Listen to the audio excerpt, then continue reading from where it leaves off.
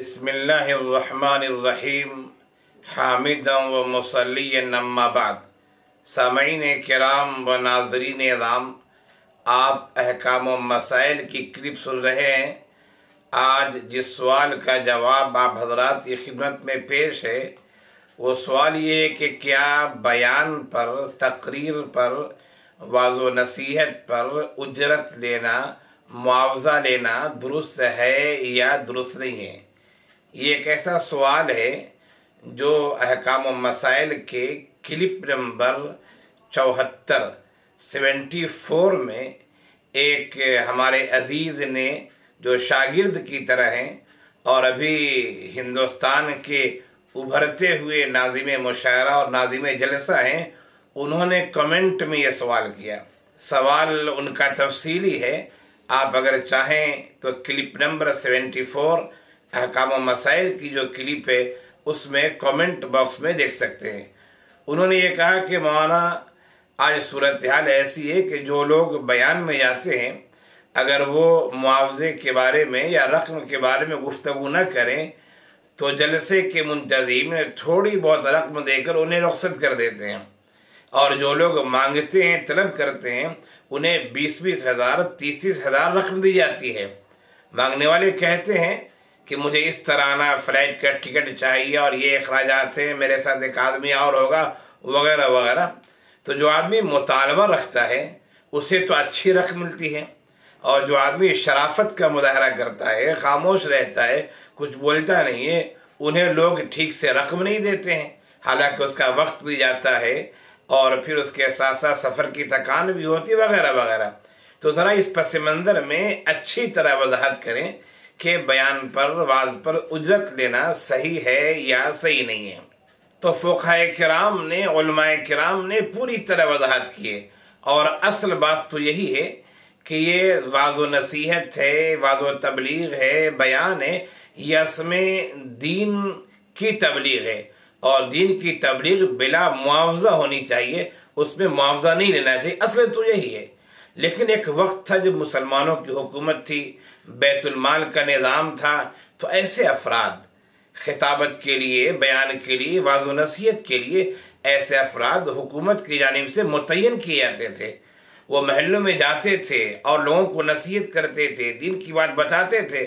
لیکن جب مسلمانوں کا یہ نظام ختم ہو گیا ہے، بیت المال کا نظام نہیں ہے، مسلم حکومت نہیں ہے، مسلم حکمراں نہیں ہے، یا جو مسلم حکمراں ہیں بھی ان کا نظام اپنا خاص انداز کا ہے، پہلے والا نظام رہا نہیں ہے۔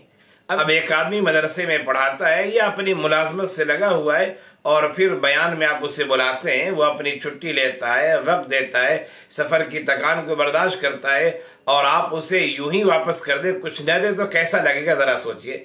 اسی لیے متأخرین علماء نے، متأخرین فقہاء نے، بعد کے فقہاء نے اجرت لینے کو جائز قرار دیا ہے۔ چونکہ ہم وقت دے رہے ہیں اور شرعی ضرورت کی تکمیل کر رہے ہیں، اس لیے متأخرین فقہاء نے یہ بات لکھی ہے کہ اجرت لینا اور رقم کے بارے میں مطالبہ کرنا یہ درست ہے، صحیح ہے۔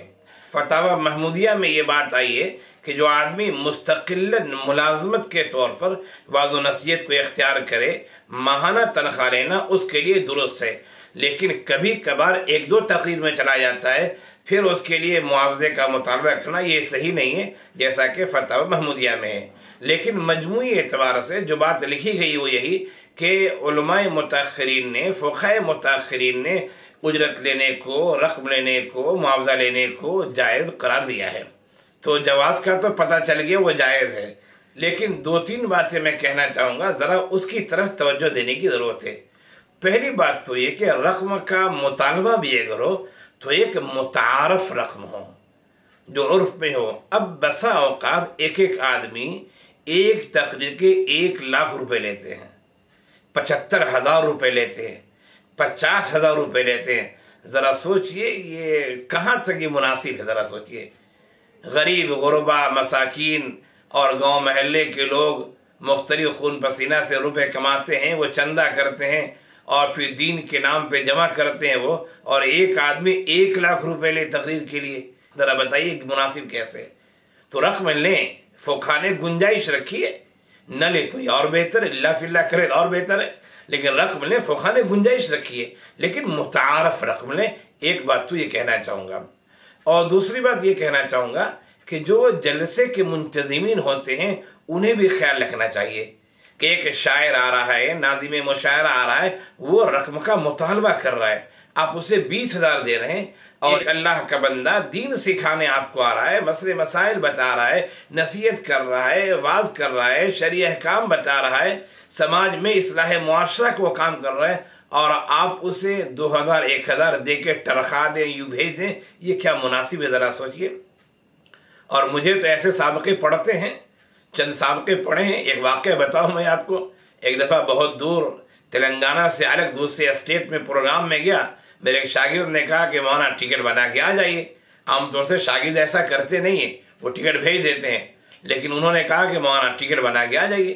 میں ٹکٹ بنا کے گیا، پروگرام تھا، اور تقریباً 3 جگہ بیانات ہمارے ہوئے، 2 جگہ بڑے مجمع میں اور ایک جگہ درس قرآن کے نام سے، 3 جگہ پروگرام ہوئے، اور 2 دن کے بعد ہماری واپسی ہوئی، یعنی 2 دن کی چھٹی ہماری گئی، اور پھر ٹکٹ ہم نے بنایا، تقریباً 1,250 روپے خرچ ہوئے، 1,250۔ واپسی میں انہوں نے جو منتظمین میں تھے، میرے شاگرد ہی تھے، انہیں لفاف دیا، حضرت یہ ہدیہ ہے۔ بعد میں نے دیکھا تو اس میں 1,500 روپے تھے۔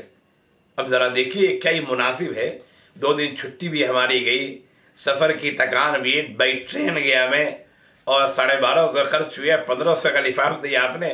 ایسا ہوتا بہت کم ہے، لیکن ہوا ہے۔ تو منتظمین جلسہ کے لیے بھی یہ ضروری ہے کہ جو لوگ مانگتے ہیں انہیں تو آپ دیتے ہیں، لیکن جو نہیں مانگتے ہیں، مطالبہ نہیں کرتے، ان کی بھی رعایت کی جائے، اور جو معقول رقم ہو۔ ایک نے مطالبہ کیا تو اس نے اچھا کیا، اور ایک نے مطالبہ نہ کیا تو شاید جرم کر دیا، وہ اسے مطالبہ کرنا چاہیے۔ مطالبہ کرنے میں تھوڑا اچھا نہیں لگتا ہے، مجھ جیسے لوگ فطری اعتبار سے اسے عجیب و غریب سمجھتے ہیں۔ ایک مسئلہ ہے کہ فقہی اعتبار سے کیا ہے، فقہی اعتبار سے، مسئلے کے اعتبار سے تو مطالبہ کرنا جائز ہے، رقم کی تعین کر لی اس نے، جائز ہے، لیکن ایک چیز فطرت کی آواز ہوتی ہے اور طبعی میلان رجحان ہوتا ہے۔ یہ عموماً رجحان یہی ہوتا ہے کہ آدمی مانگنا نہیں چاہتا ہے، لیکن بہت سارے لوگ تلخ تجربات سے گزرے ہوئے ہوتے ہیں، ان تلخ تجربات کی وجہ سے انہوں نے اپنی رقم متعین کر لی، فیس متعین کر لی، اجرت متعین کر لی، جو نام دینا چاہے آپ اسے نام دیں۔ خیر، خلاصہ کلام یہی کہوں گا کہ اگر کوئی رقم کا مطالبہ کرتا ہے، تعین کرتا ہے وعظ و نصیحت اور بیانات کے لیے، خطابات کے لیے، تو متاخرین فقہا نے اسے جائز قرار دیا ہے، درست قرار دیا ہے، اور جو لوگ مطالبہ نہیں کرتے ہیں ان کی بھی رعایت کیجئے، ان کا بھی خیال کیجئے، ان کے بھی اخراجات ہیں، ان کی بھی ضرورت ہے، ان کے مسائل ہیں۔ جب انہوں نے وقت دیا ہے، اپنا ٹائم دیا ہے، اپنا علم دیا ہے، تو یقیناً ان کا خیال رکھا جائے۔ اور مطالبہ کرنے والے، میں ان سے کہوں گا کہ متعارف رقم لیں، جو معقول رقم ہو۔ اب 1.5 لاکھ، 1 لاکھ اور 50,000 آپ مانگیں، یہ تو عجیب و غریب چیز ہے، ذرا سوچیں آپ۔ خیر، اللہ ہم سب کو شریعت پر چلنے والا بنائے، اخلاص کی دولت دے، ایمانداری، امانت داری سے کام کرنے کی توفیق عنایت فرمائے، آمین یا رب العالمین۔